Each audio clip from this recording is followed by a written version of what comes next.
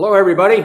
Last week, while I was at Publix, I got into this conversation with this woman behind me, and as you can imagine, we talked about what everybody's talking about. And while she's piling up her groceries on the counter, she just looks at me and she said, "This is scary."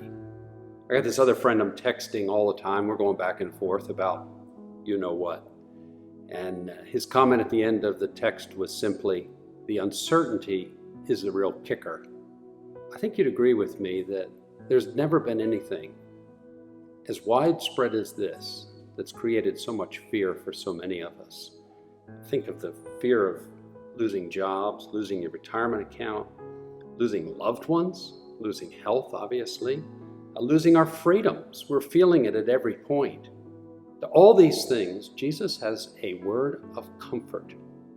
In his characteristically direct way, he says, "Come to me."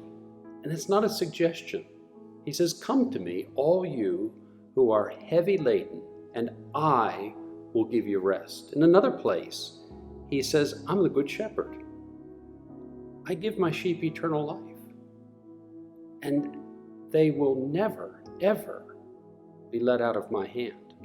Now, while Jesus' comfort to us about not fearing is direct, I also need to remind you, as I had to remind myself, that he was equally direct about the one thing we should fear, precisely the one person we should fear.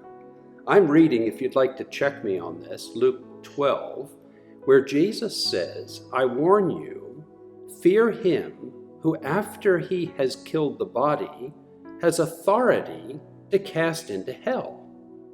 Now, I'm asking myself the question, I'm asking you, is it possible that God is using this virus to teach us that often you and I are fearing the wrong things? I have to admit that yes, I fear losing my health, I fear losing my job, I fear losing my retirement funds. I have loved ones, I don't want to lose them. But I wonder if I'm fearing the wrong things. In fact, could we go so far as to say that God is not really feared in our country?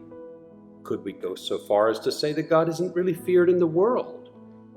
In fact, I wonder, is he really even feared in his church as he ought to be? Well, one of the reasons, according to Jesus, that we don't allow fears to overtake us is because of this fact. The worst loss, imagine the worst loss of health, loved ones, money, or position doesn't even come close to matching what God can do, because he makes it clear that the loss of body and of soul eclipses the loss of anything else on earth that you and I tend to fear. Therefore, COVID-19 might be a call, a warning, a corrective to start fearing God more than I fear anything else. You see, this virus is unable to inflict permanent damage on any of God's children. COVID-19 is strictly limited to the material world. So God is calling us, Jesus is calling us to fear him who alone can save us from eternal, permanent damage. In fact, you may know this passage.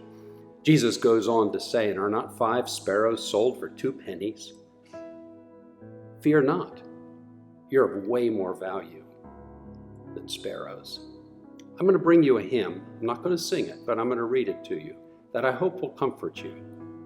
My God, how wonderful you are, your majesty, how bright, how beautiful your mercy seat in depths of burning light. Wondrous are your eternal years, O everlasting Lord, by holy angels day and night unceasingly adored.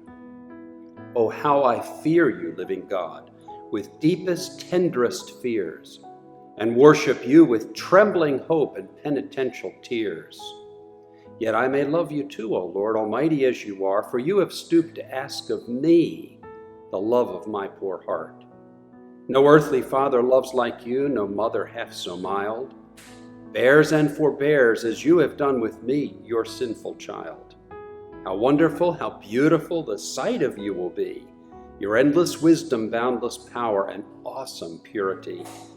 Father of Jesus, love divine, what rapture it will be to stand before your throne one day and gaze on you.